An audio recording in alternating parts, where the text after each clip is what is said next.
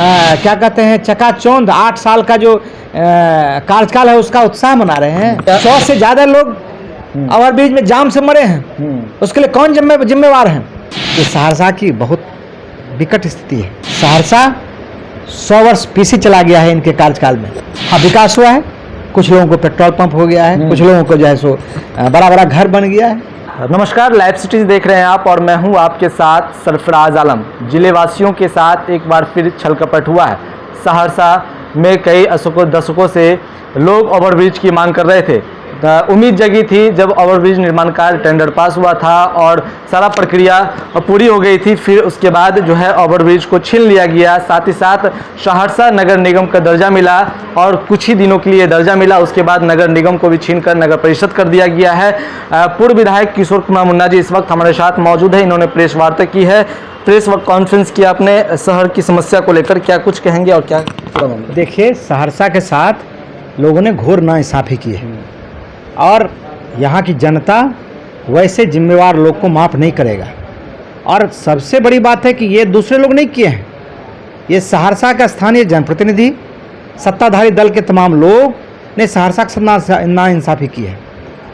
अभी आपने देखा कि ओवरब्रिज का फिर पुनः निविदा होगा। है, कितने बार निविदा आप करेंगे? 35 साल से एक मांग के लिए सहरसा के लोग लड़ रहे हैं, आज तक आपने पूरा नहीं किया है। हमेशा आप कहते हैं कि अब बनाएंगे तब बनाएंगे, फिर आपने कहा कि पीसीडी मोड में आएंगे। जैसे तारीख कचहरी में तारीख पर तारीख पड़ता है मुकदमा को करने के लिए, उसी तरह इस निविदा का टेंडर पर टेंडर करके बहाना किया जा रहा है। और इसके पीछे सबसे बड़ा कारण है कि जो श्रेय लेने वाले लोग हैं उनका राजनीतिक महत्वाकांक्षा की वजह से ये काम नहीं हो पा रहा है। तो जब उनका ये महत्वाकांक्षा के चलते काम नहीं होता है तो उनको जनता के बीच में आके बताना चाहिए कि आखिर इतना दिन तक क्यों नहीं बना है, हम गुनाहगार हैं, हम उनको ये लेकिन बताता नहीं है। आज वैसे जनता को मुंह दिखाने लायक बचा हुआ नहीं है। ओवरब्रिज का ये सवाल हुआ और उतने नहीं, ओवरब्रिज के सवाल को किस तरह से उलझाता है। जब संघर्ष के बाद सरकार जनदबाव में इसको इस बार अंतिम बार घोषणा की तो उसने क्या किया, चालाकी से यहाँ के व्यापारी को और आम जनता को आमने सामने खड़ा कर दिया।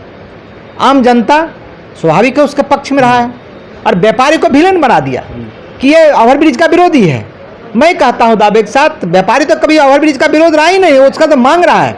हाँ, ये जरूर चाहता है कि हमारा कम नुकसान हो, ये कौन नहीं चाहेगा। इस समय हमने भी मुख्यमंत्री से मिला है, मुख्यमंत्री को पत्र दिया है और कहा है कि कम से कम नुकसान में अत्याधुनिक तरीके से इस ब्रिज को बनाइए जिससे लोगों को यातायात जो जाम है उससे मुक्ति मिल जाए। नगर निगम को लेकर, नगर परिषद को लेकर क्या कहेंगे आप? नहीं, नगर परिषद ये तो आपको अजूबा चीज सहरसा है ना भाई। कहीं आप सुना है कि जिसका अधिसूचना हो गया है, सारा चीज होने के बाद, सब कुछ होने के बाद, एक तो पहले ही इसको मिल जाना चाहिए नगर निगम। जो 40 वार्ड है वही काफी है नगर निगम के लिए। तो एक बहाना ढूंढ लिया कि 8 वार्ड को जोड़ दिए। चलिए 8 वार्ड को जोड़ भी लिया आप, लेकिन आपको रोका किसने? क्यों अधिसूचना आप जारी किया? नहीं किए तो लोगों ने आंदोलन किया, दबाव में आपने जो है सो घोषणा कर दिया। फिर आपको आके बताना चाहिए कि ये वापस क्यों लिए, इसके लिए कौन जिम्मेवार है? नगर निगम वापस ले लिए, नगर परिषद फिर से बना दिए। आप ओवरब्रिज को लटकाए हुए हैं। आप यहाँ जल जमाव को लेकर पूरा शहर की हालत नारकीय, 4-5 महीना लोगों के घर में पानी लगा रहता है। पिछले बार बड़ा आंदोलन हुआ तो पंप लेके पानी निकाले। इस बार जो है फिर मात्र 4 बारिश अभी तक निकाला जा रहा है। अभी मात्र 3 से 4 बारिश हुआ, मैक्सिमम जो है सो लोगों के घर में पानी जाने लगा। अभी बारिश नहीं आई है, आंशिक बारिश है या प्रीवियस है, तब यह हालत है।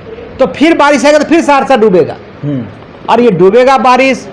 नगर निगम दर्जा नहीं मिला और क्या कहता ओवरब्रिज नहीं बना, तो श्रेय लेने के होड़ में आपने सारा काम को आपने रोक दिया। तो इसका भी श्रेय लीजिएगा, अभी तक क्यों नहीं बना है, इसके लिए कौन जिम्मेवार है? जनता से आप माफ़ी मांगिए कि हम आपके गुनहगार हैं।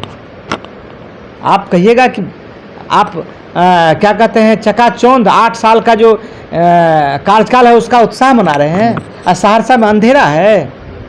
अरे उसमें सिर्फ एक दल का लोग रोशनी में और आनंद ले रहा है, उसमें एक पार्टी का लोग आनंद ले रहा है, लेकिन सहरसा का आम लोग आज तबाह और बर्बाद हो गया है।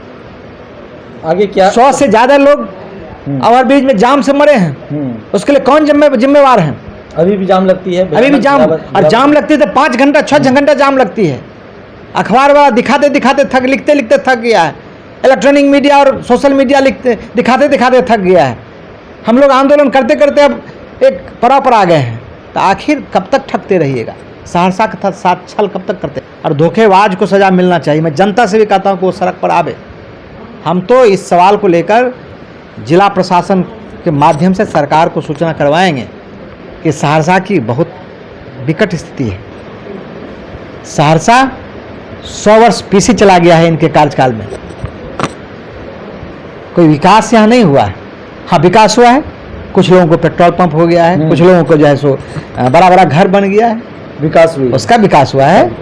कुछ पार्टी का कार्यालय बन गया है। सहरसा का विकास नहीं, सहरसा का विकास नहीं हुआ। उम्मीद लगती है कि सहरसा में विकास होगा? नहीं, कोई देखिए, जो लोग हैं वो कौन विकास पुरुष है, कौन विनाश पुरुष है, जनता तो सब समझती है।